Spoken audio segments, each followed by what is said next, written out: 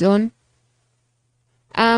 What can I say? We are waiting pensively. We are waiting actually to hear what he has to say. So many things have been said. We are just actually anxious to see and also to hear if there is anything, any intervention that the president is actually going to deliver. And matters to do with healthcare, matters to do with the cost of living, and true to the matter that the national crisis, especially in education and health sectors, as well as the proposed additional tax measures, has strained public confidence in the administration. And also, Ruto faces the members of parliament as disquiet grows over looming purge.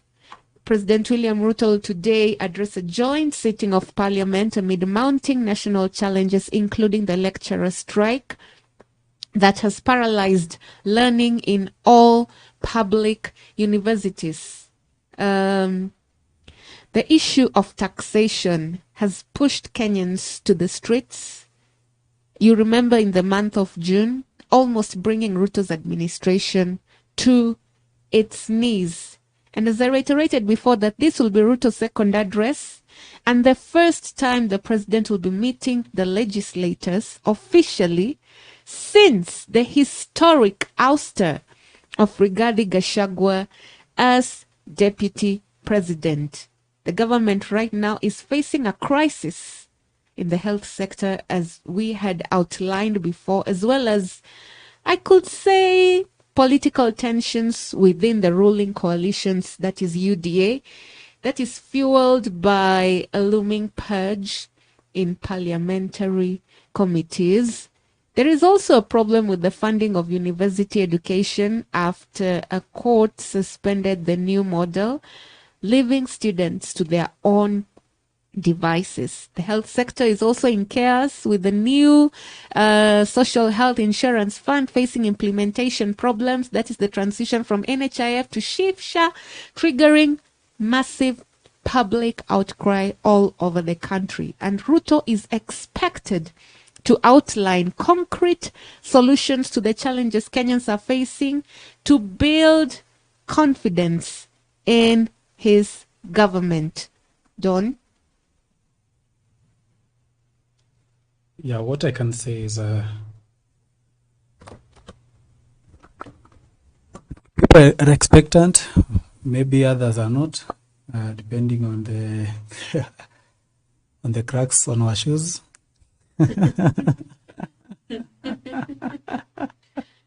Oh my gosh, you camera people.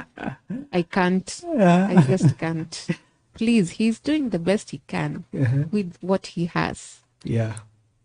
Yeah, so anytime from now, we are waiting for the president with his entourage to arrive at the parliament buildings. So anytime from now, they'll be arriving. As you can see there on the screen, is just the arrival of other government officials there, and then the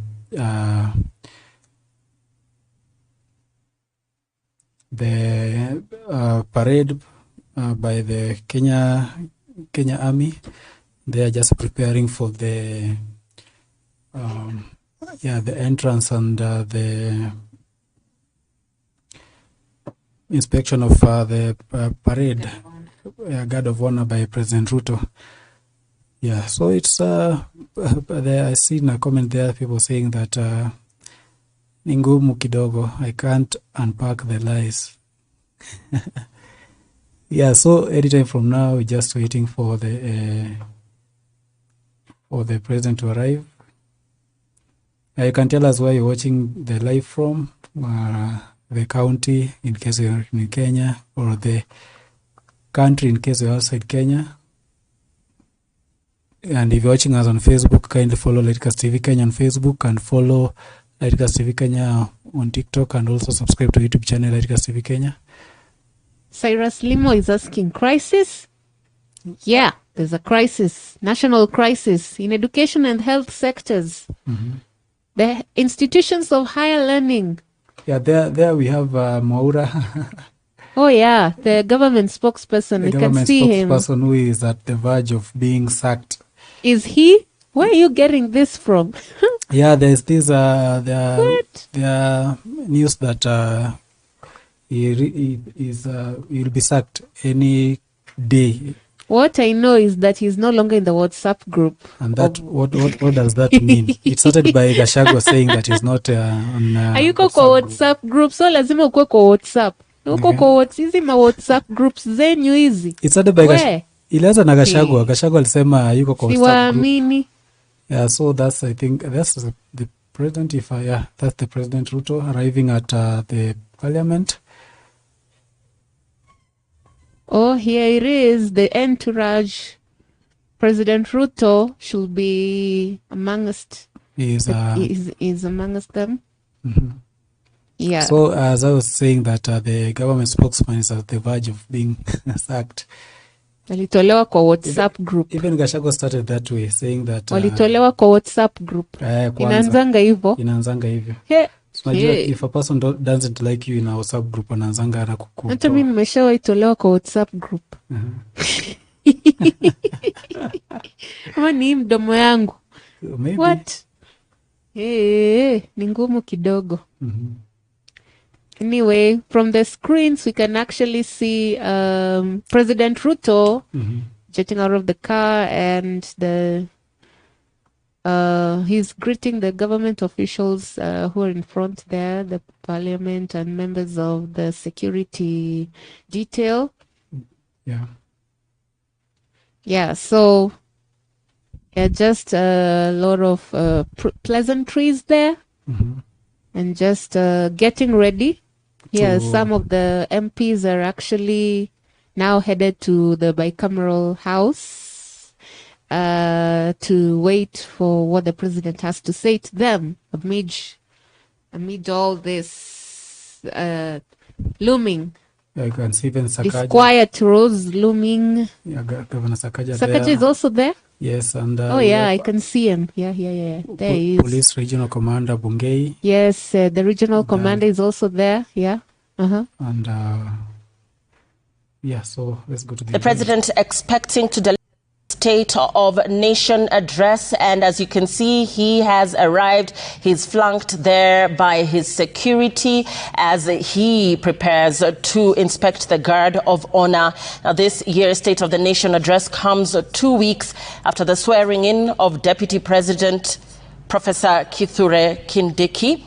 The president is expected to address measures to achieve, among other issues, national security, national values, and also highlight achievement of his administration, such as the new rollout and uptake of the new social health insurance fund that replaced the National Health Insurance Fund. And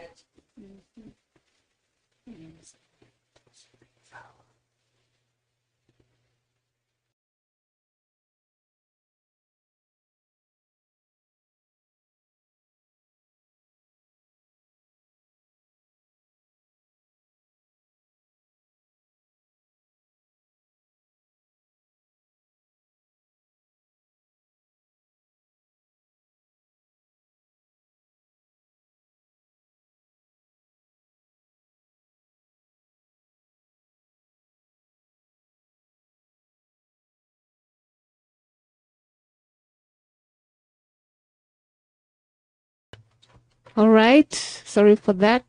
Technical issues here and there. Still, we have seen the arrival of the president of the Republic of Kenya, William Samoei Ruto. We have also seen the governor of Nairobi County, Sakaja, and also we have seen the police head. We are seeing him expecting the guard of honor. And so, yeah, we're just waiting. After the guard of honor, he's going to go straight to the parliament, whereby the parliamentarians plus the senators, we are waiting with bated breath to, receive him and, get on with the state address. And so there are some people actually, for example, there's a lawmaker who spoke to one of the media houses, outlining that he's actually Mukurweini MP John Kagushia. He says that the president must prioritize critical issues bedeviling the country when he addresses the nation today.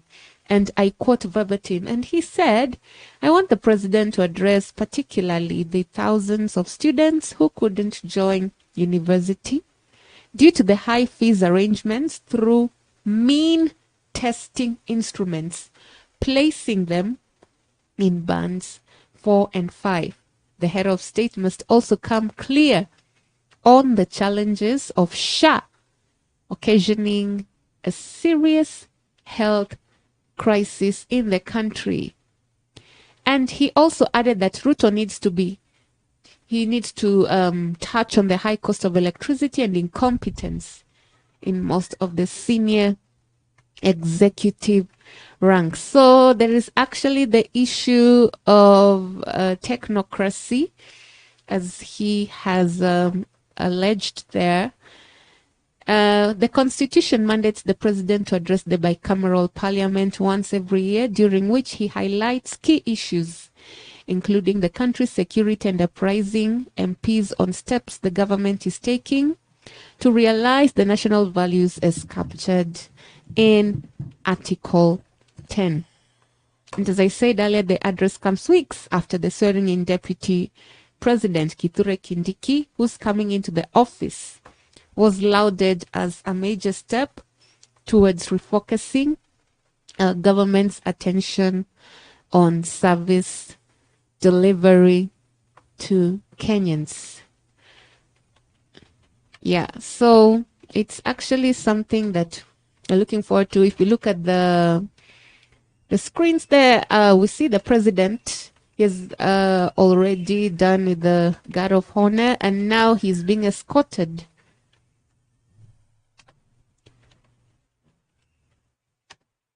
I think it's the time now that he is paying homage to the flag, the Kenyan flag, and so as we continue to wait, Kenyans are also waiting with bated breath to hear if there are any interventions that he's going to bring on board, and whether he's going to be in touch with the reality on what is happening on the ground, as Kenyans are decrying the cost of living and so many issues that you have already highlighted. And so we just need to wait and see what's gonna happen. Yeah, this is Lightcast TV. The State of the Nation address, as we continue to wait. It's, you see there, Professor Kithure Kindiki, who is looking in as we continue to wait with bated breath on how the State of the Nation address will unfold. This is Ninjal Awor Kolek on Lightcast TV. You can speak to us. Let us know what are your thoughts. What do you think are the issues that the president should address? What do you think are some of the main agenda that the president should address? We can go to the comment section. Yes, Dennis Amelemba saying something about from Juja Kimbo. Sitaki habari za huyo mtu. Oh, interesting comments there. Well, people will always have something to say, whether good or bad. People have every right to talk. So on the screen we can see Ruto greeting various parliamentary leadership. We've seen there Kimani Chungwa, Nedama there, and also Junet Mohammed, Osoro, and the deputy speaker Shulei, and also the speaker of the National Assembly and the speaker of the Senate. There you can see even Boni Halwale Pia. they're just having a good time. Common pleasantries, of course. Yeah. So we're working on the sound. We're just working on the sound. We'll be able to give you as soon as President Ruto enters Parliament. We'll give you the sound of the location, so that you get the honest feedback from the ground in terms of now feeding your ears. Wajua wanasemanga lazima usikize ndio uamini ama waje? Ni kweli. So sometimes between the eyes and the ears, which one will you believe? Will you trust first? Zote tu. Both are important. We have to see and also we have to hear. So wasemanga unakula kwa macho. Mimi sijui hiyo ndio gani. But anyway, we are seeing actually the president and the government officials, the members of state, they're going into the parliament. They're going chambers. into the building, yeah. Yeah. So you can tell us hapo kwa comment section so that we tukue na nyinyi pamoja. Kuna mtu Jesse Mwangi, tumetenga. Where is People's DP Gachagua? Kenyan President 2027 na wataamini. Okay, looking at the screens there, clips on what's happening on the parliament buildings, parliament. Well, good afternoon. That has just been. So as we continue to wait, we're seeing some of the members of parliament already seated. Some are still waiting actually for the president to come in so that they can be in one accord, maybe say a word of prayer. Then we begin the state of the address. I don't know, the last time when Ruto had state of the address, what was the protocol? I had to go to speaker's office.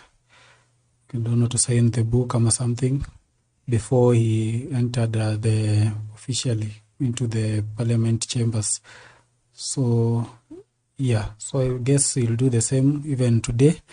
And as soon as he steps into the chambers, he'll be able to be introduced by the speaker for him to go further and speak now to the nation. So after he signs the visitor's book at the parliament chambers, the office of the speaker, yeah? So then after everybody has settled, it's the speaker who is going to speak to introduce the president. That's what you're saying? Yeah, of course, the speakers is according to the constitution, the parliament, mwenye akona say hapo, it's like the speaker is like the president there. The president there. So he has to be. And like, Amason Kingi? Amason Kingi doesn't have that say. It's like you can serve the same, maybe unaweza kuwa na the same, no, you can be working on the same department, but kila mtu kwa rank yake. So in this parliament, Wetangula has more say than I can put it that way than Kingi. So Kingi will act as his assistant. Yeah. So we can actually see, am I seeing the CS is also going inside the chambers? Yeah, of course, today is like, you see the president being there is like the executive is now there. So that's the executive members are also in parliament. Yeah. Okay. Mm-hmm. Interesting. There I can see members of parliament strolling in, just, exchanging pleasantries and, waiting with bated breath, maybe speculating on what the president is going to talk about. Can see ladies chiming with one another, trying to, get up to speed on what is going to happen. Maybe they are expectant, maybe matters to do with the stalemate about the monies that should be taken to the counties. I don't know whether he's going to say anything about that or what he has planned as the national government to ensure that the counties are financially taken care of in matters to do with monies to service development. on the ground. So as we are still watching members of parliament moving up and down, some are standing at the entrance, some are just exchanging pleasantries. Yeah, as we are still waiting, tunangoja rais anaitwa mtukufu rais Yeah, mtukufu rais William Samoei Ruto aje atuambie nini inaendelea katika atuhubiria ama atuhutubie. Atuhutubie. Yeah. We kizungu, I mean Kiswahili iko na wenyewe lakini. But anyway, we're still waiting. As you can see on the screens right there, senators have also strolled in and they're looking for places to sit. I think this parliament is going to be full to the brim because I guess also the CSs are also inside. Yeah, and some are standing at the center. Maybe they're waiting to see what's going to happen next and how the protocol is going to be like. Don? Yeah, so yesterday I think they made plans on how maybe they'll occupy their seats before. Yeah, so I guess it's not a matter of kuingia na kutafuta mahali pa kukaa. You see, they have to be allocated the seats. You understand? Reserved. Yeah, reserved, yeah. So that when they come, kusikwa na hizo last minute inconveniences, but... Yeah, so I'm sure the CSs have a place to sit. So I guess today President Ruto will have an easy time, if I may put it that way, addressing the nation. Really, easy time? How do you mean? You remember this some time back when Raila and his NASA people heckled at oh yeah heckled at Uhuru Kenyatta. Yeah. And actually we saw Pia last State of the Nation address Ruto made while in parliament. That time when the relationship with Raila was tense, and actually that was reflected to the MPs, majority of the Azimio MPs. So I guess right now, I cannot say that all of the MPs are in good terms, in quotes, with the president, but I can say that he has won hearts of ODM, especially ODM. Yes, ODM. The ODM brigade, because we can see even the ones from Kalonzo, not as such, but they say there is power in numbers. If you are just a few people who don't agree with something, I don't think if you have that that power to, you can't overpower the majority. True. Yeah, so I guess today is like you'll be having a good time. MPs hawatamsumbua. But still, you can agree. There's tension. There's tension because of the parliamentary committees. You know, a person like Kiharu MP Ndindi Nyoro is among the big names that is likely to be kicked out. You remember that issue of impeachment and how he supported? Yeah, actually, yeah. So there are so many big names that are expecting maybe to be dropped from the chairs, like chair of roads or transportation and housing committee. I know Methu is the chairman of lands, water and natural resource committee. And then we have James Murango from Kirinyaga County, who is the chairman, who is in charge of the agricultural committee. So these are some of the committee members who have been accused of skewing the budgets for energy, education, roads, water and wildlife projects to their constituencies. Okay, so it's going to be interesting the next couple of days to see how the parliament committees are going to play out. The only person that I see who has been very consistent throughout these political processes is Sifuna. By the way, if I can ask, Sifuna ako wapi? Is he still in ODM or where is he? Yeah, he's still the Secretary General for ODM. But does he see eye to eye with Baba? I guess he has to, because you He can't. has to, right? Yeah, he But has I to. think he's crafting something for the year 2027. But I think of late he has been so Quiet. laid back in terms of the party stand, especially with Baba now in the government, with broad-based Raila, government. broad-based and everything. So And then having the likes of Mbadi and what's his name? yeah, we We have have Mbadi, Mbadi Joho, who is in finance. we have Then we have Oparanya, Joho who who is is minerals. minerals. Yes, and then we have the person who was the chair for ODM. Yeah, Who was the governor? It was Mbadi. And then we have Oparanya. Oparanya, who was yes. The deputy party leader. Deputy party leader who is now a CS. Mm-hmm. Also somebody else from parliament who was in the opposition. He is now the Minister for Energy, Opio Wandai. Yes, minority leader, right? Mm-hmm. Oh, it's interesting to see how they are talking when they are being grilled by these parliamentary committees. Ni kama hakuna difference. Amani, is it that or is it that when you get into the CS position, you are being fed on what to speak? Or what are you supposed to do? So it's like you have to speak the master's language. It's not easy. So the way I told you earlier that about maybe Ruto is he may be a micromanager. So I guess even if you have your idea from, you see like the like of Mbadi, when he was still criticizing Ruto, alikuwa anasema like mi kiingia hapo nitachange vitu. You understand? I have change nini? He used to say that I have how to go about issues, especially that time the issues was the finance bill. He used to say that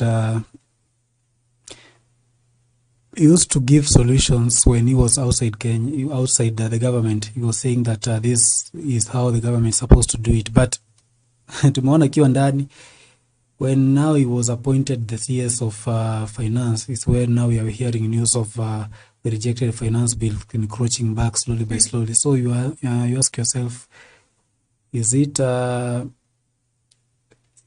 his mistake, or is he just serving his master? And then will the things be different if Raila was the president and Mbadi was the finance minister or cabinet secretary? So there are just a lot of questions. And then that the same for Opio Wandai. So there are many things arising in his tenure as a cabinet secretary. So we're just about to see what will happen.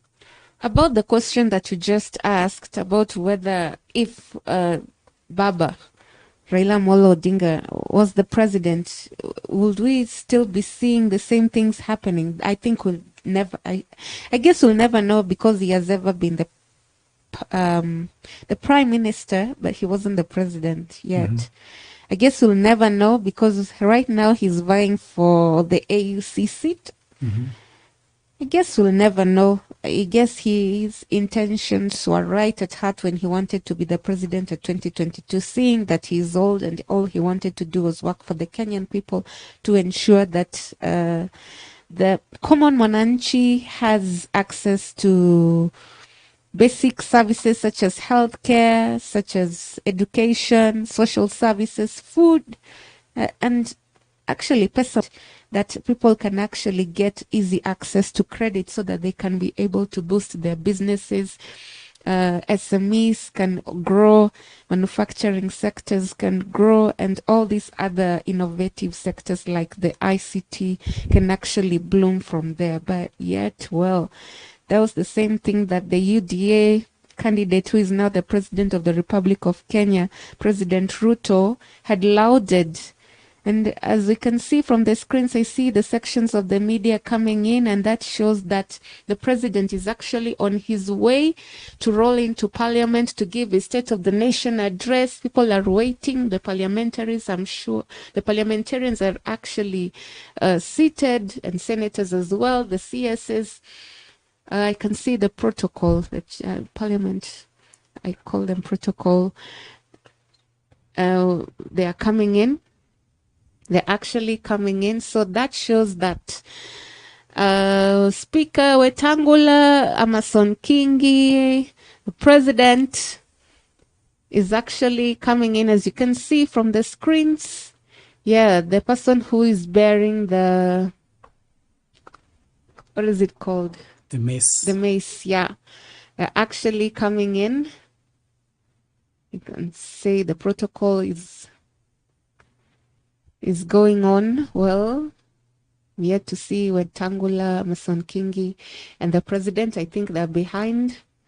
I think this is a sign that the president is actually on his way, and that's him actually. There they are. Yes, they are coming in.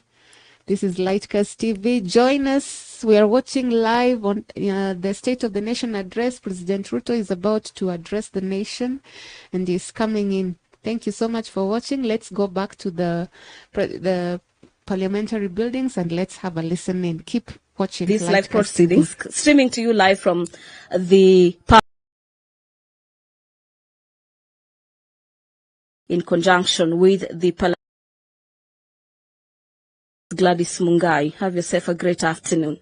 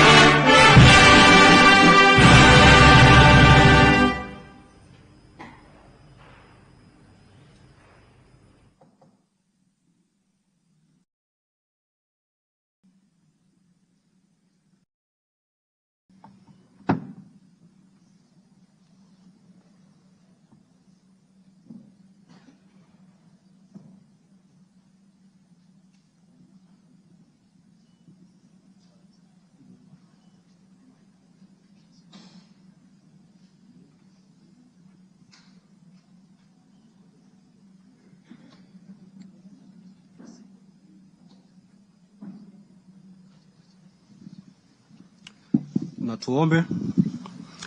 Ewe Mwenyezi Mungu, twakusihi ututazame kwa neema nyingi na baraka, sisi watumishi wako ambao umeridhika kutuita kwa nyadhifa za uongozi katika jamhuri hii yetu.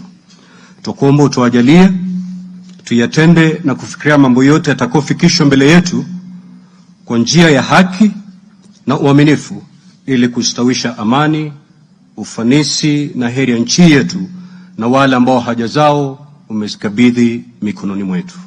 Amen. Tuketi.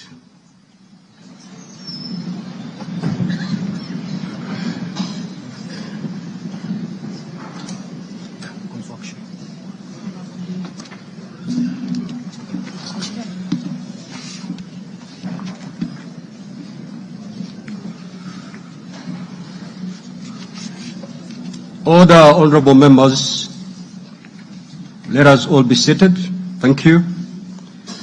Your Excellency, Honorable Dr. William Samoei Ruto, CGH, President of the Republic of Kenya and Commander-in-Chief of the Defense Forces, the Right Honorable Dr. Moses Wetangula, EGH, MP, Speaker of the National Assembly, Honorable Members of Parliament, distinguished guests, ladies and gentlemen. Article 132, Subarticle 1B of our Constitution provides that the President shall address a special sitting of Parliament once every year and may address Parliament at any other time. Article 132, Subarticle 1C of our Constitution further provides that the President shall, among others, once every year, report in an address to the nation all the measures taken and the progress made or achieved in the realization of the national values referred to in Article 10 of the Constitution.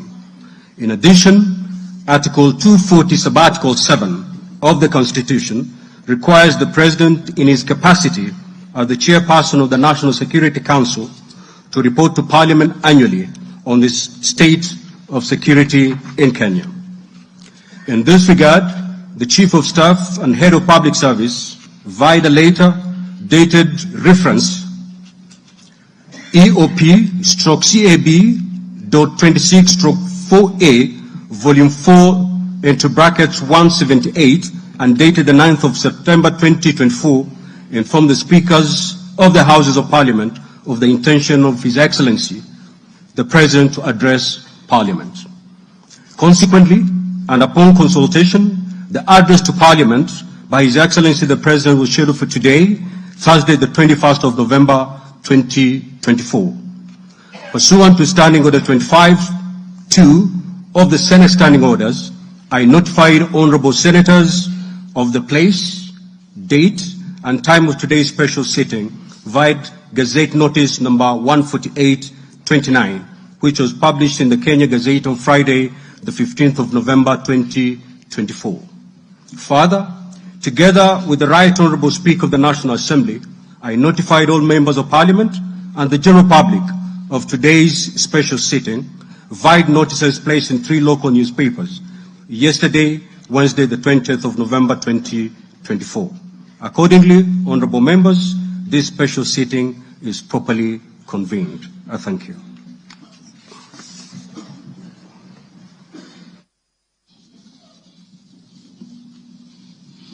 Your Excellency, Honorable Dr. William Samoei Ruto'S CGH, President of the Republic of Kenya and Commander-in-Chief of the Defence Forces, the Right Honorable Amason King, EGH MP, Honorable Speaker of the Senate, Honorable Members of Parliament, members of the Diplomatic Corps, distinguished guests, ladies and gentlemen. Article 132(1)(b) of the Constitution requires the President to address the nation once every year and at any other time. Further, Article 132(1)(c) of the Constitution requires the President to once every year report in an address to the nation on measures taken and progress achieved in the realization of our national values.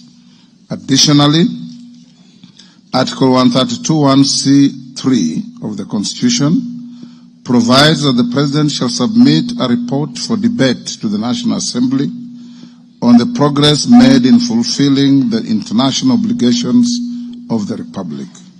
In this regard, honourable members, by way of a message to the House, His Excellency the President conveyed his desire to address a joint sitting of the Houses of Parliament today, 21st November 2024.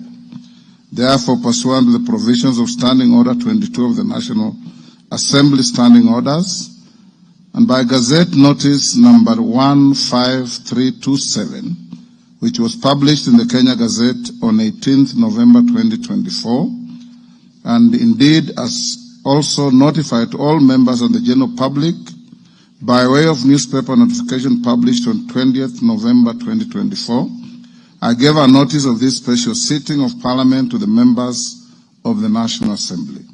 Accordingly, honourable members, this special sitting is properly convened. Your Excellency, honourable members, distinguished guests, ladies and gentlemen, this year's President's address comes at a time when the country is set to host the 14th edition of the East African Community Interparliamentary Games. The Interparliamentary Games shall bring together participants from the member states of the East African Community and the East African Legislative Assembly, and are part of the deepening, widening, and tightening of the integration process. The games are scheduled to commence next month on 7th December 2024 in Mombasa County, and all is set in readiness for these games. Moving on, Your Excellency, it is in the custom of Parliament to recognize invited guests seated in our galleries. I therefore wish to recognize the following guests who are seated in the Speaker's row. Her Excellency Mama Rachel Ruto, First Lady of the Republic of Kenya, and other members of the First Family. His Excellency Honorable Professor Kithure Kindiki, the Deputy President of the Republic of Kenya and the spouse of the Deputy President, Her Excellency Dr. Joyce Kithure. Honorable Musalia Mudavadi EGH, the Prime Cabinet Secretary and Cabinet Secretary, Minister of Foreign Affairs and Diaspora Affairs. Your Excellency, honorable members, also present in the Speaker's row this afternoon are the Honorable Lady Justice Philomena Mbete Mwilu, MGH, Deputy Chief Justice and Vice President of the Supreme Court. She's accompanied by Honorable Justice Mohammed K. Ibrahim and Justice William Ouko. Justice William Ouko, judges of the Supreme Court of Kenya. Also accompanying the Deputy Chief Justice are Honorable Justice Oscar Angote, presiding judge of the Environment and Land Court.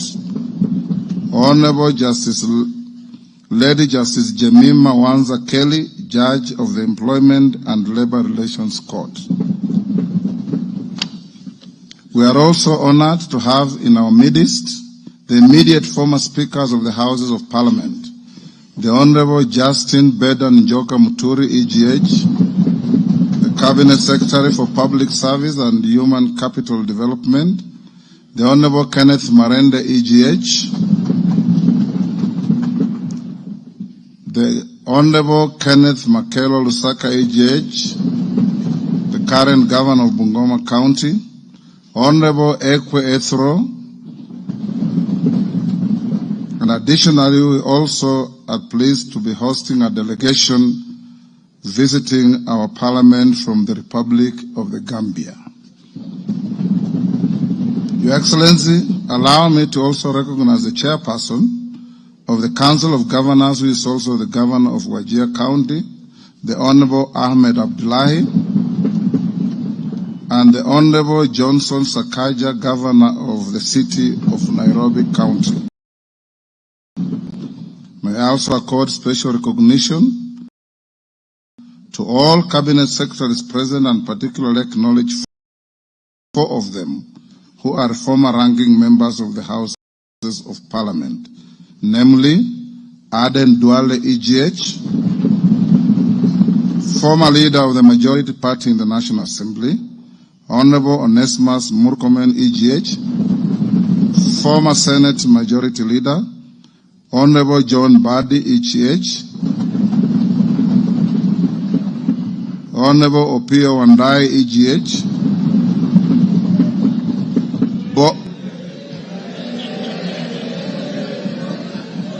both former leaders of the minority in the National Assembly.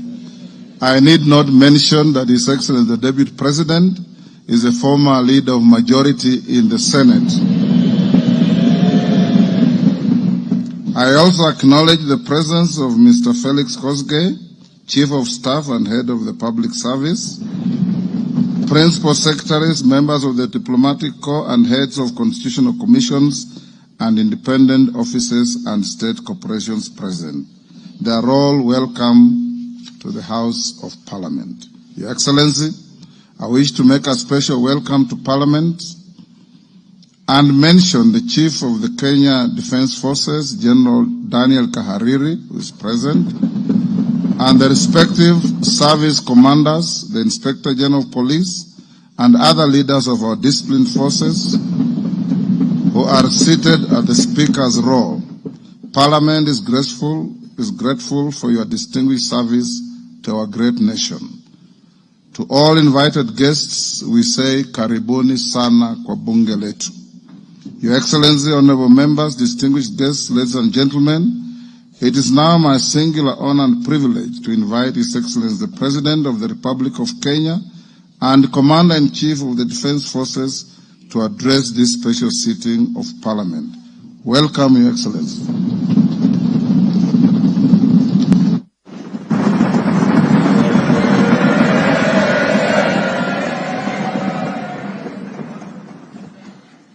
Thank you very much, Mr. Speaker. The Honourable Speakers of Parliament, the Honourable Members, distinguished ladies and gentlemen, I'm honoured to address you today in the fulfilment of the mandate vested in me under Article 1321C of the Constitution to report to you and to the people of Kenya on the measures we have taken and the progress we have made in realizing our national values and principles of governance, and to submit to you, honourable members, the progress made in fulfilling our international obligations. Since my last address, Kenya has undergone rapid change, occasioned by the collective awakening of the people in the understanding that the state of nation depends on the work we do individually and collectively.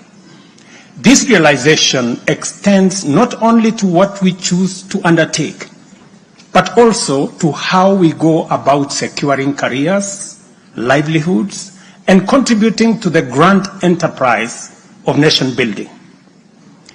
There has never been doubt, and now there is none whatsoever, that Kenya is a land of bold ambition, with our citizens always desiring and insisting on the best possible standards, not only for themselves, but also for their families and for our nation. Consequently, our democracy has empowered citizens to ask questions and demand changes in the way their affairs are managed, driving the wheels of our nation's social, political, and economic transformation faster in the direction of excellence and prosperity. Rare are the times when leadership is ahead of the people.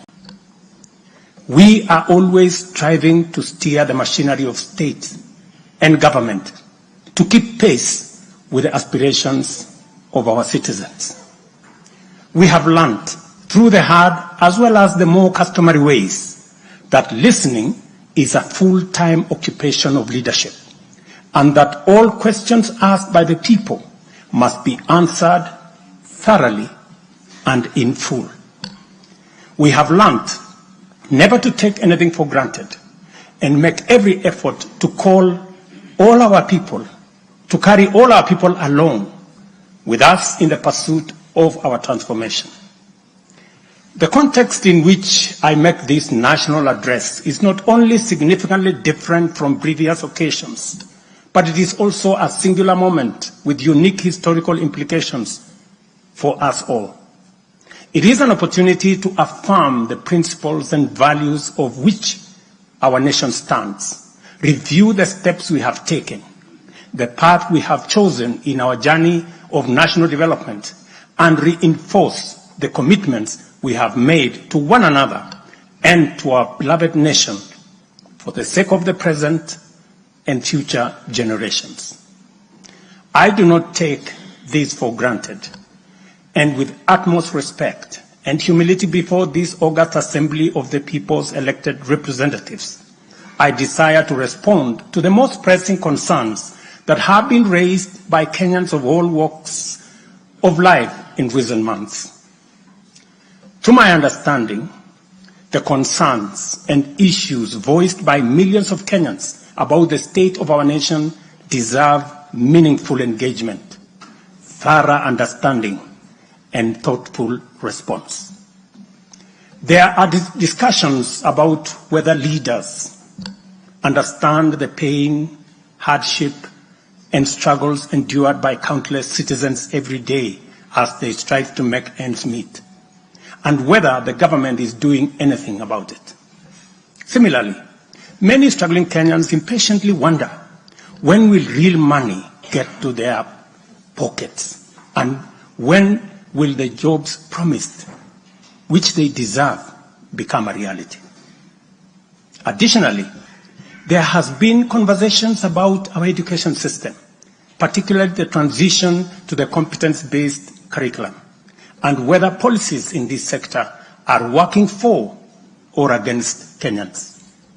Important questions have also been raised concerning the direction of development in relation to democracy, human rights, and fundamental freedoms, as well as the rule of law, transparency, and accountability. Another more direct question that emerges every now and then is whether public policy in this administration is in furtherance of service delivery to citizens or just in aid of political strategy. It is undeniable that for many Kenyans, times are hard and the struggle to meet their daily basic needs remains daunting. It is also true that these conditions have persisted for a number of years now, leading to much frustration and anxiety. Although we have gone a long way to mitigate some of these difficulties, much remains to be done, though we have laid a firm foundation for decisive intervention. I believe that it is critical for us to bear in mind that this administration was inaugurated at an extremely difficult time, characterized by domestic challenges, compounded by regional and global security, geopolitical, financial, as well as climate dynamics. As a result, in 2022, the country's total debt burden was not only immense, but it was also stacked up in the most burdensome manner, leaving very little room for investments in public service or development of critical infrastructure. The prices of basic food commodities soared as a result of a combination of prolonged drought, declining local productivity due to inadequate support, and disruptions in the global supply chain caused by the war in Europe. Kenya faced a crossroads of extremely difficult choices, where defaulting on our obligations would have significantly worsened an already perilous situation, and more borrowing was not an option. It was therefore essential for us to drastically reduce expenditure, mobilize as much as possible resources domestically, and curtail waste. As I informed the nation then, matters were going to get more difficult before they could get better. And we all had to tighten our belts and work hard under very unforgiving conditions. We have staked the fate of our ambitious bottom-up economic transformation agenda on easing the stress that the economy was in and the strain citizens underwent, while creating room for the implementation of our transformative interventions. Members, I give this background to underscore two very important facts. First, we haven't been watching helplessly and doing nothing as adversity took a toll on the economy and undermined the livelihoods and well-being of the people. On the contrary, we have been working tirelessly to steer the country away from the brink of unprecedented economic collapse and onto a more promising trajectory. The second point is that while we may not be where we would like to be, we are certainly not where we were 2.25 years ago. At the same time, the cost of living was substantially high, with prices of basic commodities beyond the reach of many households. Today, I'm proud to report that the macroeconomic indicators point to a positive turnaround and an upward trajectory. Allow me to highlight a few milestones that underscore this progress. The shilling has stabilized significantly, appreciating from Kenya shillings 162 to the dollar in February 2024 to Kenya shillings 129 today, a remarkable gain of 20%. This recovery has restored confidence in our financial markets and significantly reduce the cost of servicing external debt, creating fiscal space for our development imperatives. Inflation has declined dramatically from 9.6% in September 2022 to 2.7% in October this year, the lowest rate in 17 years. This achievement has been the consequence of favorable weather and our deliberate efforts to support farmers with affordable inputs, including subsidized fertilizer, leading not only to increased production but also productivity and lowering the prices of many cereals, including maize, pulses such as beans and peas. Our foreign exchange reserves have surged by US dollars 2.4 billion to hit a new record of US dollars 9.5 billion, providing a 4.8 month of import cover, the highest in 10 years. This resilience yields us or shields us from external shocks in the global economy and restores investor confidence. Ladies and gentlemen, interest rates are also trending downwards, reducing borrowing costs and freeing up fiscal space for growth-enhancing initiatives by business. Tax revenues have grown by 11.5% in the year to June 2024, reflecting the success of our tax-based expansion measures. The economy continues to grow steadily, recording a 5.6% growth rate in 2023, among the highest globally. We project 5% growth this year and 5.6% growth next year. Honorable members, our efforts to secure food security and stability are already bearing fruit. Since February, we have distributed subsidized fertilizer to 6.45 million registered farmers in 45 counties, enabling them to increase their yields. And this year, we have procured and through e-vouchers distributed 7 million bags of both planting and top dressing fertilizer to boost food production across the country. This intervention will see a projected increase in maize production, for example, to a record 74 million 90 kilogram bags.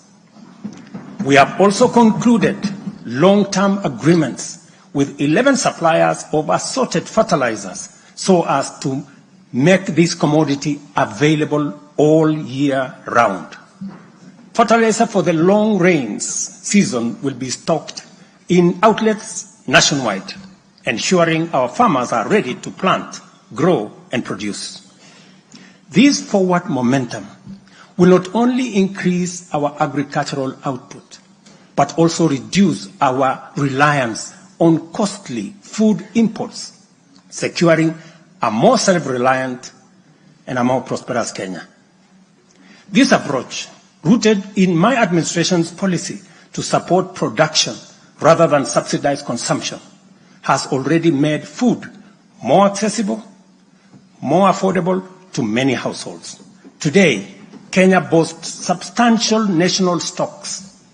47 million bags of 90 kilogram bags of maize are in our stores. 8.8 million bags of beans, 10.4 million bags of wheat, and 2.1 million bags of rice.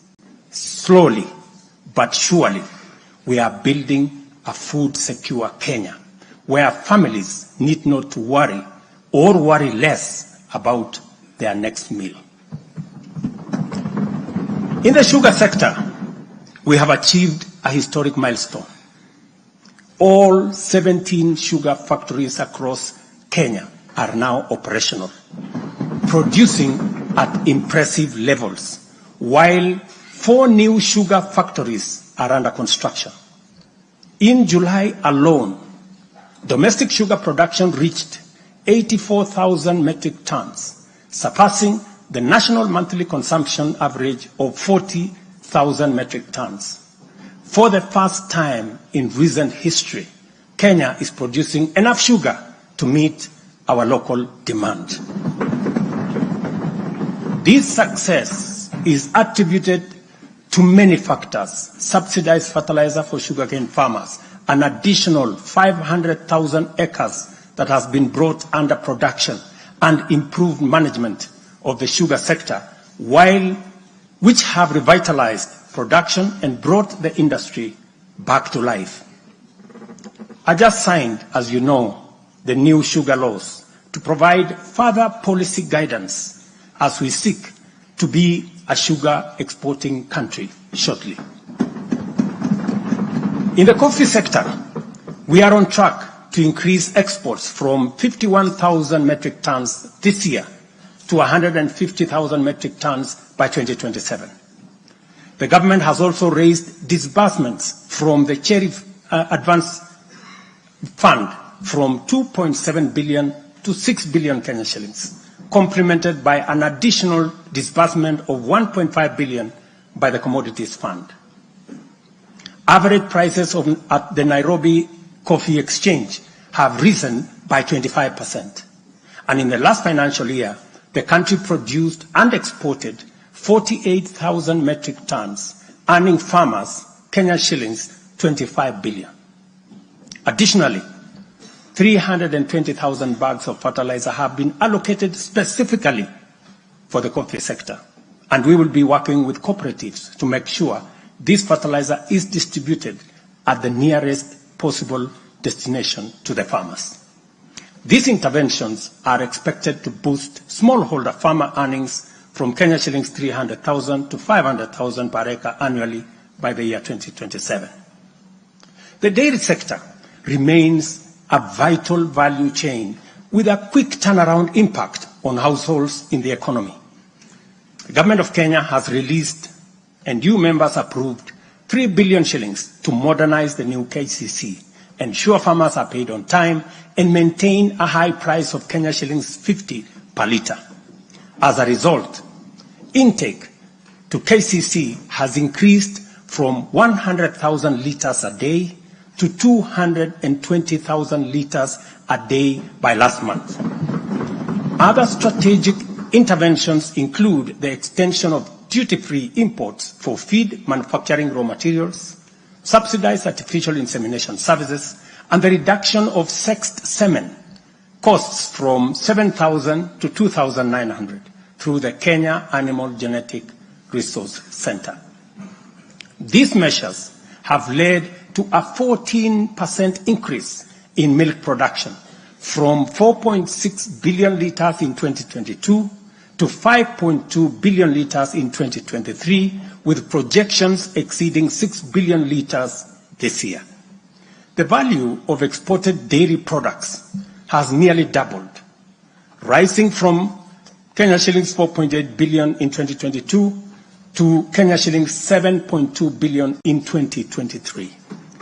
These gains demonstrate how targeted policies can deliver tangible benefits to dairy farmers and drive growth in our economy.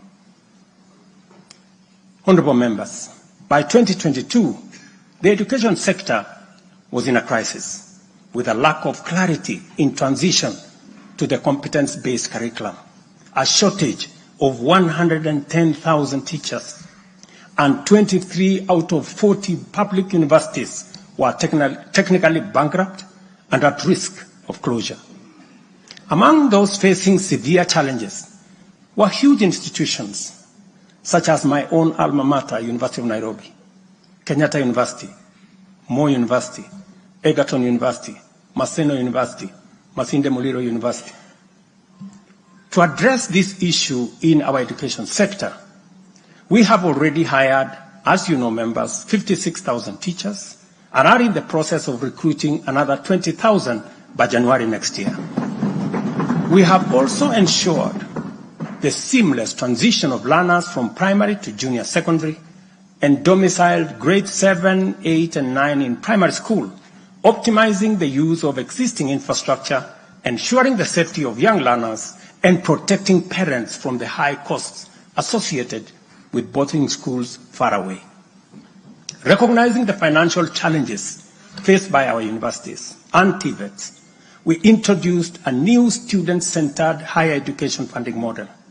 This model gives priority to the most vulnerable students, offering them up to 95% government support, while also pulling our universities back from the brink of collapse.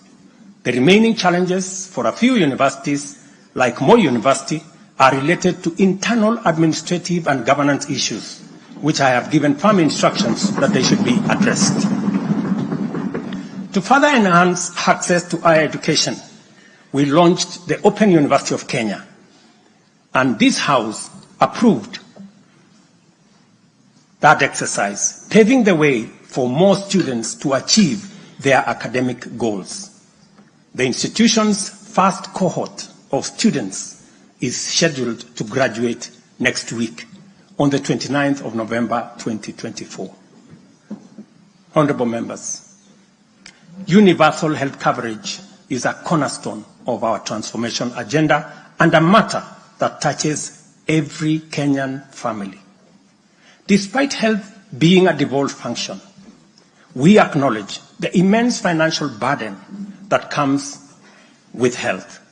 Counties have struggled with shortages of medicine, equipment, sometimes staff, hindering service delivery and leaving countless Kenyans with suboptimal access to health care. It would have been easy for me to step back and leave this responsibility to counties alone. But that would have been a disservice to Kenyans and a betrayal to our Constitution. Instead of engaging in debates about healthcare being devolved, I have chosen the hardest but necessary path of addressing this challenge head on. Health delivery is not just about fulfilling a constitutional mandate by whatever level of government. It is about ensuring that healthcare is not a privilege for the few who can afford, and a pipe dream for the many who cannot. For years, NHIF was saddled with debts and inefficiencies, and healthcare was being severely and negatively impacted. For far too long, too many households have lived on the edge, just one illness away from financial catastrophe. Our healthcare system has historically neglected the poor and vulnerable, leaving them without any option, while private sector medical covers remained out of reach for the majority. This is precisely what we will correct through the provision of universal health coverage. This agenda is not just about a promise. It is about a bold commitment to deliver health through transformative financing reforms, making healthcare accessible and affordable, digitizing our healthcare services to enhance efficiency, eliminate fraud, and stop corruption, and to empower a skilled and motivated health workforce. To honor our commitment on the universal health coverage, I signed into law 4 groundbreaking legislation on the 19th of October, passed by this August House. The Social Health Insurance Act replaced the outdated National Hospital Insurance Fund and established the Social Health Authority, which oversees 3 essential funds. This modern framework ensures that every Kenyan, especially the most vulnerable, can access quality healthcare services when they need it most. The shift from the National Health Insurance Fund model to Taifa Care is fundamental and radical in both scale and character. NHIF, if I give you a bit of example, NHIF served a few salaried Kenyans and those who could afford to pay. But Taifa Care covers every Kenyan, regardless of employment or financial status. Secondly, despite serving a limited class of citizens, NHIF nevertheless accumulated billions of shillings of debt because of misalignment between contributions and the actual cost of healthcare. Taifa Care has undertaken an accurate costing of all healthcare-related goods and services in order to provide timely, effective, and efficient service to every Kenyan that is affordable. Additionally, the NHIF had a waiting period lasting between registration and eligibility for service. I think it was like about 3 months. Under Taifa Care, citizens are eligible for all services upon registration. I therefore urge every Kenyan to take the most important step in securing dependable health care for themselves and their families. Register. Register now or at the earliest possible opportunity. Honorable members, for the first time in our nation's history, free primary health care is increasingly becoming available at dispensaries, health centers, and hospitals. Ambulance and emergency services are also slowly but surely being made available at no fee.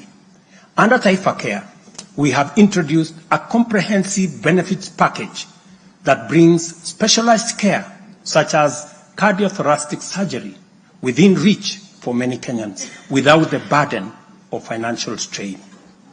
Through the Digital Health Act, we are revolutionizing healthcare delivery. Every step of the process, from registration, eligibility checks, to claims, is now digitized. By eliminating unnecessary human interaction, we are tackling corruption, reducing inefficiencies, and ensuring that resources are used where they are needed most. As a result, the good news, SHA will pay all October claims in full by next week. And it will continue like that going into the future. To date, over 15 million Kenyans have enrolled in Taifa Care, and more than 60% of employers have successfully transitioned into its framework. The newly established Social Health Insurance Fund empowers citizens to contribute towards accessing a broad range of healthcare benefits. This represents a seismic change from the old reactive healthcare model to a forward-looking system that prioritizes prevention and preparedness. Once the transition from NHIF is complete and SHIP becomes fully operational, Kenya will have a healthcare system that guarantees dignity, peace of mind, and equitable access for every citizen for the very first time in our 60 years of independence. Honorable members, we have launched an ambitious healthcare program, one that Kenya has always needed and deserved. Like any major transition, there are challenges, but I promise you, we are fully committed to making the system work. As we roll out this program, we are listening to citizen voices and collaborating with counties to deliver better healthcare services. Through the Facility Improvement Fund, which you in this House passed, we will ensure that hospitals are equipped with the tools they need, medicine, equipment, and other resources necessary to provide quality care, while involving citizens in decision-making at every facility. We are now doing the heavy lifting, clearing decade-old debts, ensuring access to medicine and equipment, and stabilizing a system that had failed too many for too long. We are building a healthcare system that serves every citizen with equity and dignity. Over the past month, we have disbursed Kenya shillings 5 billion to settle historical debts owed to the public, private, and faith-based medical facilities, some of which have been pending for over a decade. Another 3.7 billion will be disbursed tomorrow. This underscores our commitment to ensuring uninterrupted delivery of healthcare services, and we will continue to clear the remaining balances in a phased-out approach over the coming months. This sustained effort aims to restore confidence in the healthcare system and ensure seamless access of quality services. Honourable members, there is a compelling body of data projecting that not only is the future of humanity urban, but also that Africa has the fastest rate of urbanization. Kenya is no exception, and in fact, many of our counties are urbanizing rapidly. Dear Kenyans, we have a date with an urban future, and the only choice we have is what this urban future will look like. Will it be characterized by decent, dignified, safe, and livable neighborhoods and communities? Or will it be haphazard, unsanitary, unsafe slum dwellings? This is the fundamental question that our affordable housing plan seeks to answer. Kenya has a serious housing deficit, and the cost of housing is beyond the reach of the majority. While the social and economic efforts of this shortage are far-reaching, rent as a component of the cost of living is unsustainable. People are forced to choose between enduring long, punishing commutes to faraway homes or taking up less desirable spaces within reach. Supplying the number of units required to fill the affordable housing gap requires us to undertake construction throughout the country at the rate of 200,000 new housing units every year for 10 years. Many people have asked why they should be interested in affordable housing project in rural areas. If you look around, you will witness the signs of our urban future. Land sizes are becoming smaller as the population grows in rural agricultural areas. To protect agriculture and food security from the effects of uncontrolled land fragmentation, urbanization must be planned and must be controlled. And the affordable housing program is therefore a vital component of integrated land use planning and development program that we are implementing throughout the country and in every county. Each unit of housing drives demand for different types of labor, professional services, and materials, bringing laborers, masons, bricklayers, artisans, electricians, and carpenters, as well as architects, engineers, and quantity surveyors, lawyers, real estate economists into the equation. Affordable housing is also a major opportunity for manufacturers, developers, and other industries. In other words, the economic boost from housing pillar of our bottom-up economic transformation agenda is significant and undeniably much needed. As we speak, affordable housing now directly accounts for 164,000 new jobs created over the past 1 year. Honourable members, today marks a significant milestone in our journey towards providing decent and affordable housing for all. After 2 years of hard work under the Affordable Housing Program, I am proud to announce, and you have seen it in the newspapers, the launch of the sale of the first 4,888 housing units, now in completion, across 21 social housing projects. These units, comprising studios, 1-bedroom, 2-bedroom, and 3-bedroom homes, are tailored to meet the needs of our people, offering 1,041 social housing units, 2,133 affordable housing units, and 1,714 affordable middle-class housing units in 24 counties. I invite every Kenyan above the age of 18 to join this historic journey towards home ownership.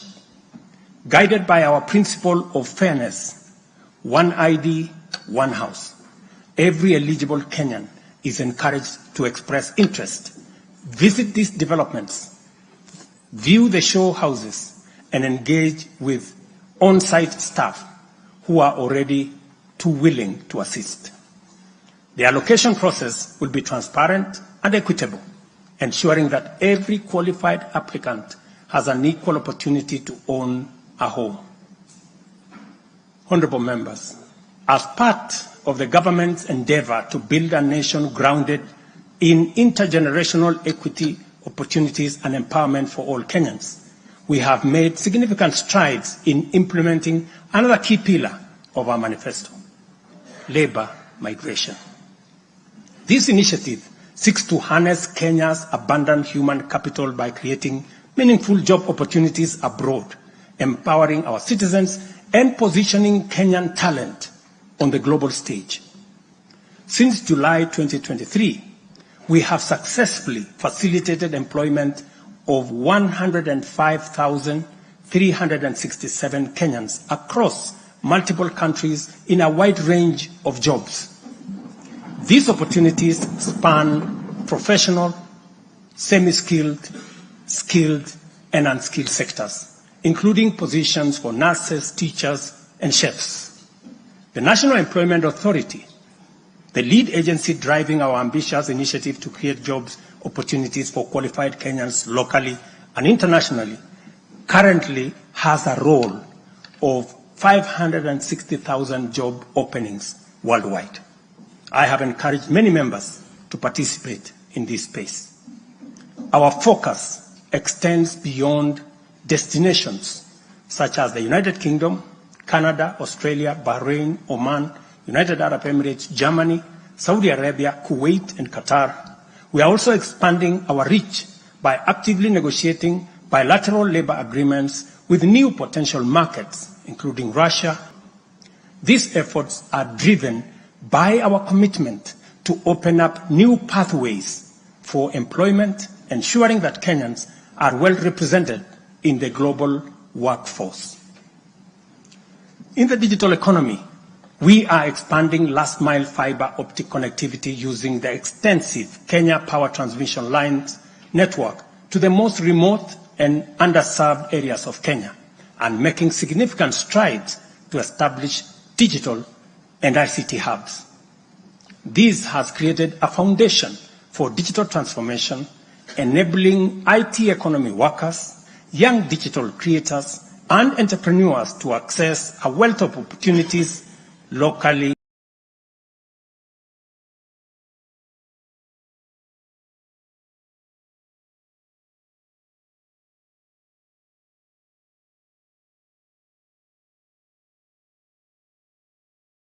and globally.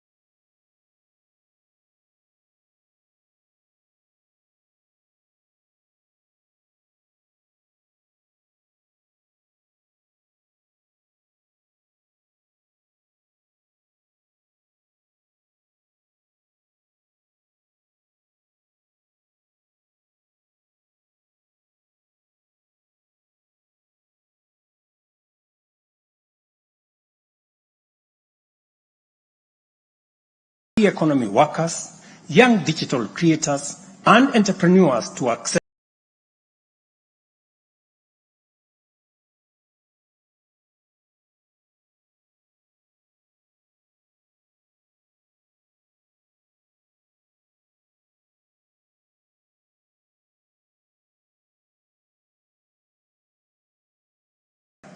we have taken a bold step by launching a third product specifically tailored for small and medium enterprises. This new initiative will initially target 2 million beneficiaries who have demonstrated a strong credit history with the fund. By so doing, we aim to create a pathway for these entrepreneurs to transition into the formal banking system, thereby deepening financial inclusion, and strengthening the SME sector. This milestone underscores our commitment to build a financially inclusive and economically resilient nation. The progress we have made has been possible only because the people of Kenya have been courageous, strong, determined, and patriotic. It has also been enabled by a number of early interventions under our bottom-up economic transformation agenda, and at the same time, created space for us to implement the agenda in full.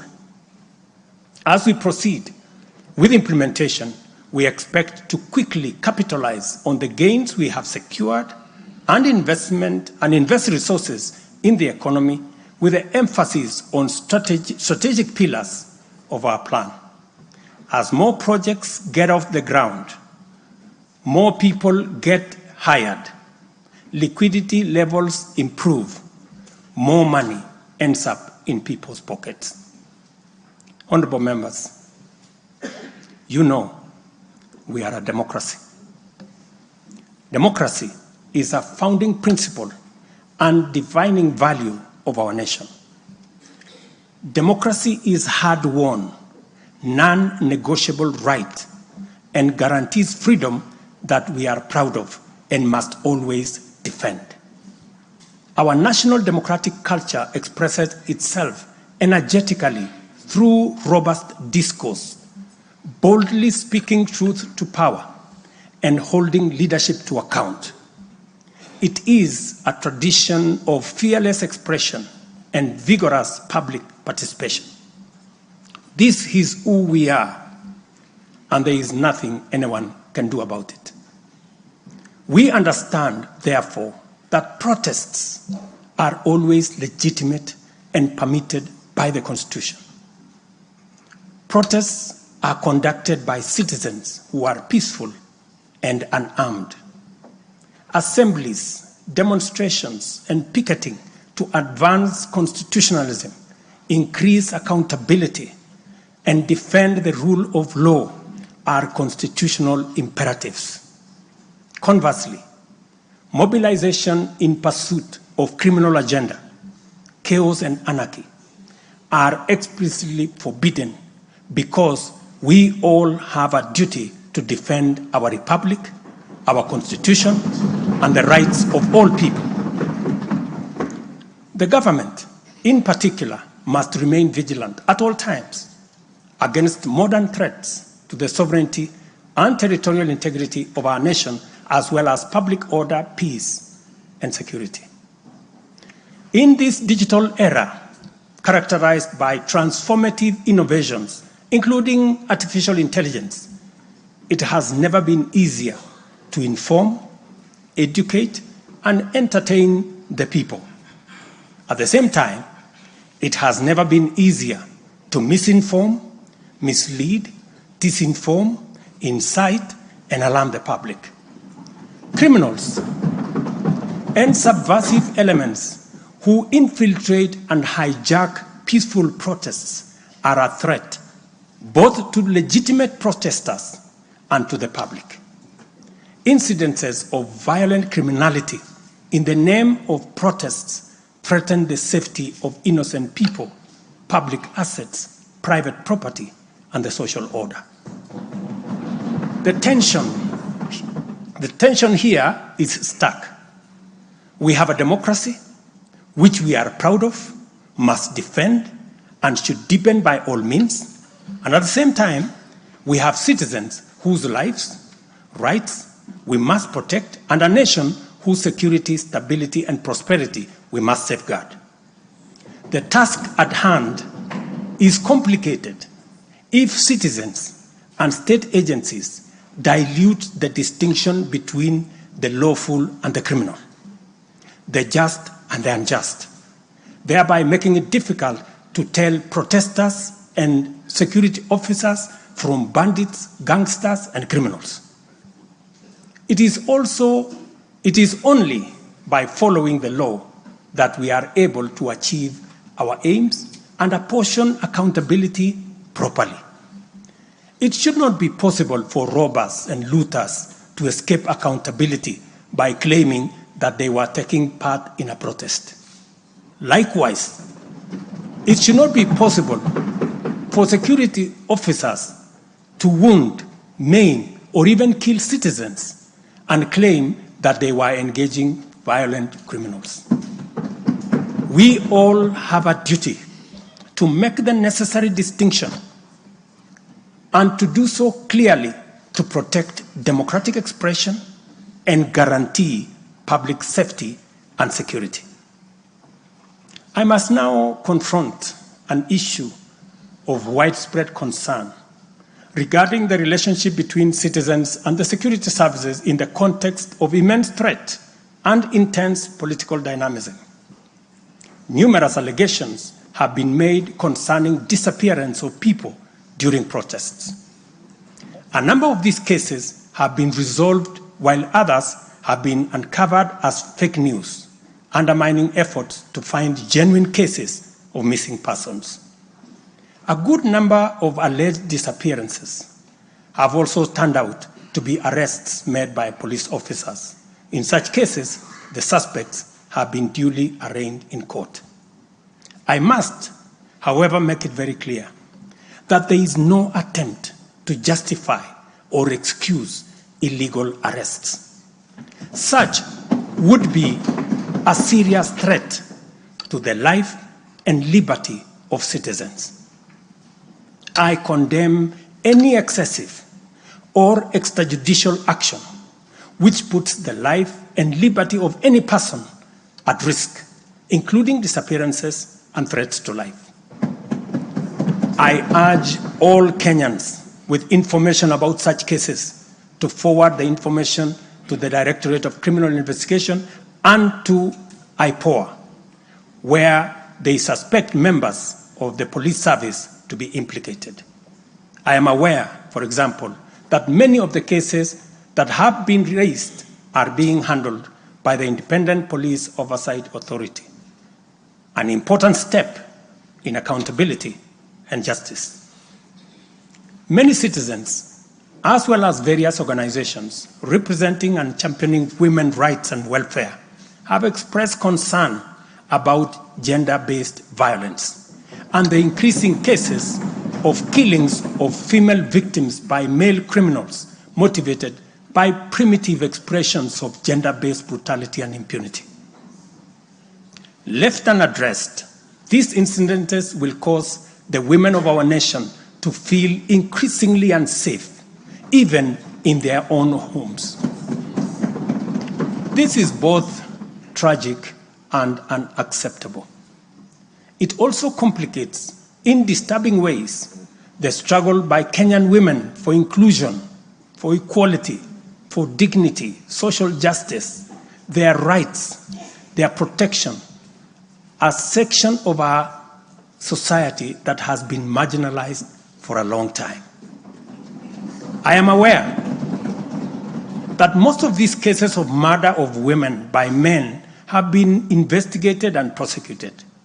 It is my hope that in due course, those found culpable will face the full force of the law. Members, it is time for each of us, political leaders, public officers, religious leaders, traditional institutions, and family members, to do our part in raising boys into morally upright men who will never need to affirm their masculinity at the expense of women, but instead contribute to making our society just, safe, equal, and inclusive. I appreciate women leaders who have taken time to engage me and propose solutions to address this issue. I have held discussions with other leaders in government, and I have tasked the Deputy President to reach out and facilitate collaborative, broad-based, and multi-sectoral deliberations and recommend effective and radically transformative and affirmative action within the next 6 months. This Parliament will recall that early in my tenure, I engaged the leadership of both houses with recommendations on a working formula to actualize meaningful inclusion of women in national leadership. We must seriously question the drivers and the motives of resistance and reluctance to take the next step in actualizing the two-thirds gender rule. We must call out those who continue to sabotage this right of women to contribute to the governance of our nation. Women are not second-class citizens. They deserve equal representation at all levels.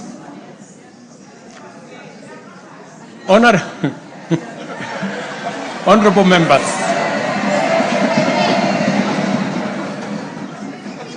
without a doubt, honorable members, without a doubt, every shilling of our national revenue matters and must be used to deliver maximum value to Kenyans.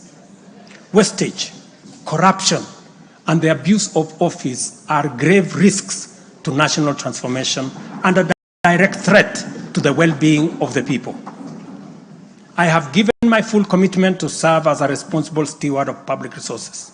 To begin with, I have championed the automation and digitization of government services and revenue collection to promote transparency, seal loopholes that lead to revenue losses, enhance accountability, and eliminate opportunities for corruption, therefore improving efficiency, transparency, and integrity.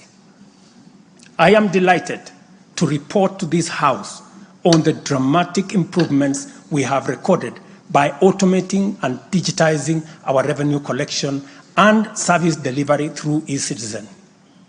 We have so far digitized 20,855 government services, up from 350 in 2022, representing an increase of almost 6,000%, while we have significantly improved revenue collection. Take the case of Kenya Wildlife Service, whose total revenue for the year ending June 30th, 2023 was 5.3 billion. But after implementing a digital revenue collection system, the revenue grew to 7.6 billion in the year ending June 30th this year, representing a 43% increase. This initiative alone has firmly put KWS on the path to self-sufficiency, freeing the corporation from reliance on exchequer support. I commend the teams at KWS, as well as all other government institutions that have leveraged technology and the digitization process to improve revenue collection. Under the Digital Health Act that you members passed in this House, we are determined to enhance efficiency and transparency provided by technology in the provision of healthcare services to eliminate fraud and fake claims. Tax revenue mobilization by the Kenya Revenue Authority, starting with its customs revenue system, is equally being worked on to ensure that revenue leaks are eliminated. Because corruption is a serious risk to social justice, sustainable development, and national security, and the bottom-up economic transformation agenda, I am harnessing our working relationship with other arms of government to encourage the judiciary and parliament to enhance integrity and efficiency by adopting digitization and automation. As I do so, I must caution that all these measures will only achieve intended results if, and only if, the institutions charged with combating corruption and promoting efficiency and integrity stop hiding behind the transparent screen of independence and rise up to meet the people's expectation on matters integrity. Let me say this. It cannot be the case that the Director of Public Prosecutions keeps dropping cases because somehow they are unable to produce witnesses. It cannot also be the case that corruption suspects rush to court to obtain anticipatory bail that shields them from due process and enables them to compromise investigations. There is also no reason for corruption cases to drag in our courts for years, when the same courts are able to determine election petitions and related disputes within 6 months. Members, it is also unacceptable for the Houses of Parliament to deny the nation a much-needed instrument in the war against corruption by continuing to sabotage the passage of the Conflict of Interest Bill.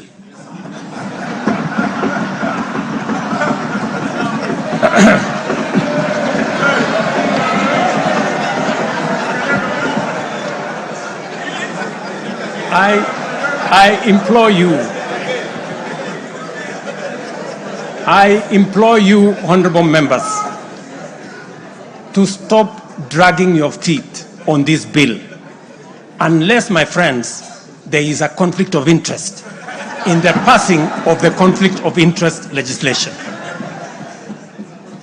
Similarly, the National Treasury has been dragging its feet in the implementation of an e-procurement system for the last 10 years. Today, I have directed the National Treasury to roll out the e-procurement system by the end of the first quarter of 2025 and ensure that going forward, only procurement undertaken through this system is sanctioned and paid for. Of the many difficult assignments I have undertaken, this fight against corruption is one I now take on with resolve going forward. Let this serve as notice to all. Independent institutions charged with this responsibility must up their game, pull up their socks, and match up to the expectations of the people of Kenya. Honorable members, I have stated in the past and now reiterate today that in the face of undisputed evidence or credible information on corruption, I will not hesitate to take decisive action. Accordingly, I now direct, in furtherance of the principles enshrined in Article 10 of the Constitution on transparency and accountability, and based on new information provided by investigative agencies and partner nations, that the procuring agencies within the Ministry of Transport and the Ministry of Energy and Petroleum immediately cancel the ongoing procurement process for the JKIA expansion public-private partnership transaction, as well as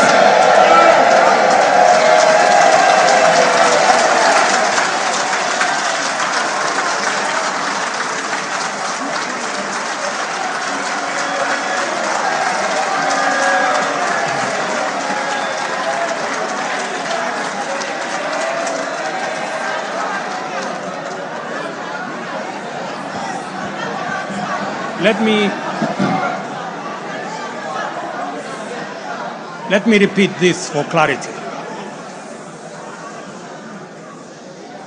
I have said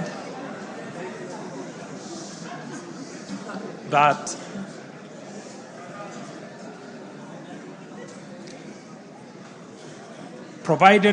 because of the information that has been provided to us by partner nations, I have directed agencies within the Ministry of Transport and the Ministry of Energy and Petroleum to immediately cancel the ongoing procurement process for JKI expansion public-private partnership transaction, as well as the recently concluded Ketrago transmission in public partnership procurement contract.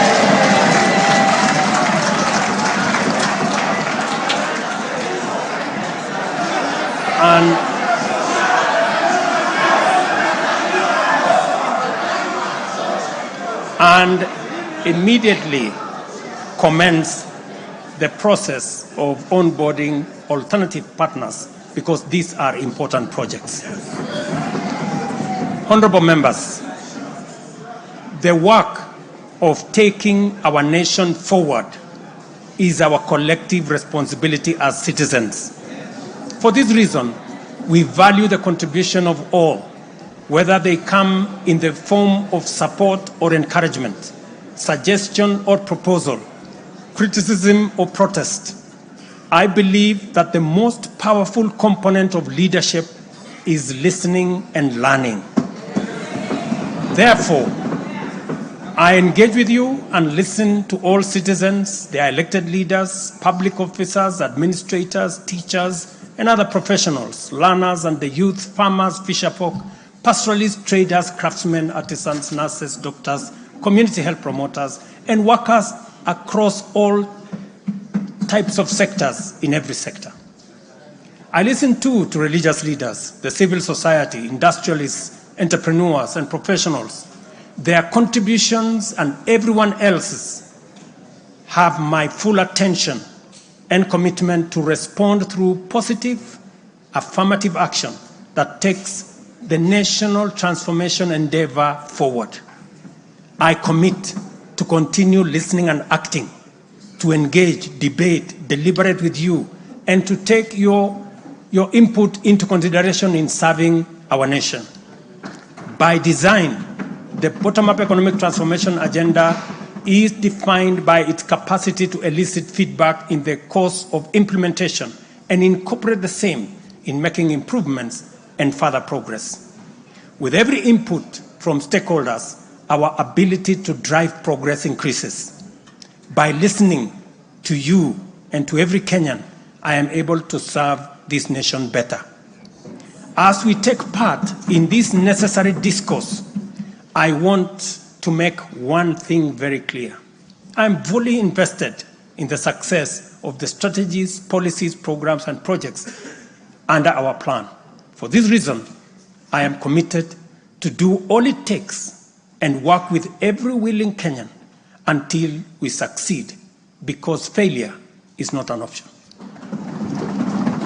Given the challenges our nation has faced, it has become clear, honorable members, that overcoming these obstacles requires the collective energy, the collective wisdom, ideas, and goodwill of Kenyans of all political, cultural persuasions, religious beliefs, and walks of life.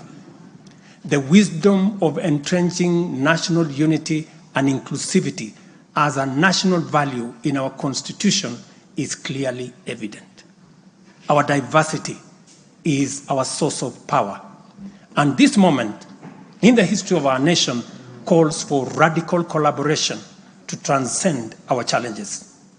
We do not have the luxury of magnifying our differences. It is time for all of us to pull together and usher the nation into the future of our dreams. With this in mind, I initiated extensive consultations with leaders from across all divides, public and private. Through these engagements, we resolved to reimagine unity and inclusivity and harness the full potential of our nation through bipartisanship, which culminated in the formation of the broad-based cabinet. The imperative to accommodate the contribution of leaders across the aisle inspired us to constitute the broad-based government, a partnership based on shared purpose and premise on a commitment to bring our national values into action to turbocharge the implementation of the transformation of our nation. Being a farmer myself, transformation is like farming. A lot of resources are invested in plowing the land and planting the seeds, after which there is nothing to see for all the work except stretches of bare earth. Impatience might lead to anxiety and lamentation of the waste of effort in seed buried in the earth. However, after a brief wait, seedlings sprout, requiring close attention, weeding, and patient tending into the crop that will be ready for harvest. So is economic transformation. It requires hard work, investment of resources, patience, and faith. We have planted the seed, and all over the field, it is beginning to sprout. While admittedly there remains much to fulfill, our collective hope to deliver the national economic transformation that this nation so dearly deserves is on course. I am proud to declare that we have also made undeniable progress in building on the strong foundation laid in previous years and getting the national development project off the ground. Honorable members, from the reports that I have the honor to table for your consideration and debate, there is reason to be optimistic that our forward march is unstoppable and that our capacity and commitment to live and work by our national values and principles of governance are stronger than ever before. Our nation is a proud member of the international community, making our contributions to the global progress boldly and with great determination. We stand collectively facing the dawn with confidence that our expectations of a bright daylight is not in vain. In summary, honorable members, and all fellow citizens, the state of our nation is resilient. And now, honorable speakers, it is my pleasure to submit to Parliament the following 3 reports as required by the Constitution. Number 1 is the report on all measures taken and progress achieved in the realization of national values. The second, report on progress made in fulfilling the international obligations of the Republic of Kenya. And the third, report on the state of our security. Now, therefore, I hand over the reports to the Speaker of the Senate and to the Speaker of the National Assembly. Thank you all. God bless you, and God bless Kenya.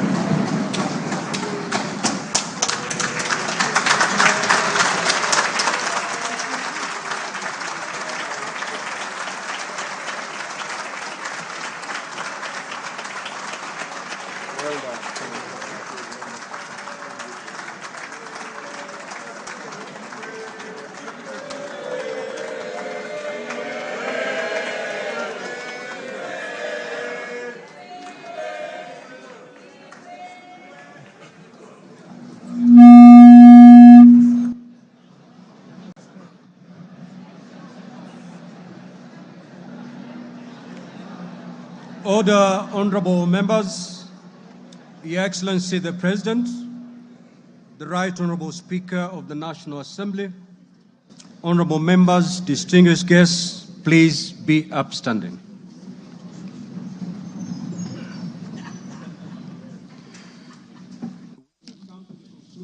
Business of the day, and it is now time to adjourn. The Senate stands adjourned until Tuesday, the 26th of November, 2024, at 2:30 p.m. in the Senate chamber. Honorable members of the National Assembly, the National Assembly now stands adjourned until Monday, 25th November 2024, at 2:30 p.m. May I also take this opportunity on Monday. I repeat, the National Assembly stands adjourned until Monday, 25th November 2024 at 2:30 p.m. May I take this opportunity to invite all honorable members and our guests to a reception at the Parliament courtyard. May I also request all of you honorable members and our guests to remain standing in your places until the procession of His Excellency the President and the speakers of the 2 houses leave the chamber.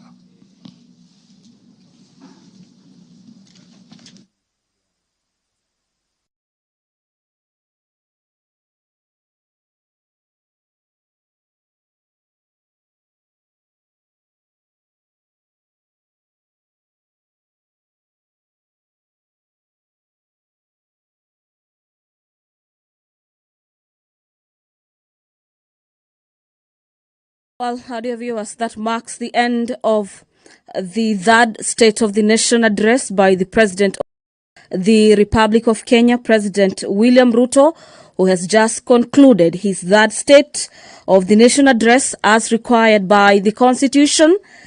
The about over an hour State of the Nation address has been an address that has touched on a few issues of concern to Kenyans. Among them is the JKA Adani deal, with the president announcing the cancellation of the deal following information that has been given to the Republic. The president has also spoken on the issue of wastage of public resources through corruption, tasking the relevant investigative bodies charged with the responsibility of investigating as well as prosecuting cases of corruption to pull up their socks. The other takeaway from this third State of the Nation address is the aspect of the actualization and realization of the 2/3 gender rule, with the president announcing that the women of Kenya are no longer going to be second-class citizens, and that his government is going to ensure that women in their numbers, that is a 2/3 gender rule, is actualized in matters governance. The president has equally spoken on matters of affordable housing, issues of concerns to Kenyans, among them the issues of police abductions and the rising cases of 2/3 gender rule, with the president saying that his government remains committed in ensuring that the rising cases of femicide in the country are brought to about nil. This speech has also spoken on matters to do with corruption, stabilization of the economy, with the president highlighting that the economy has stabilized. On matters corruption, the president has spoken on the issues of those charged or alleged to have committed corruption cases rushing to courts to get anticipatory bails. The president says that is compromising matters investigation and derailing justice to the public, owing to the fact that their monies has been stolen by a few persons expected to uphold the integrity of the offices that they hold.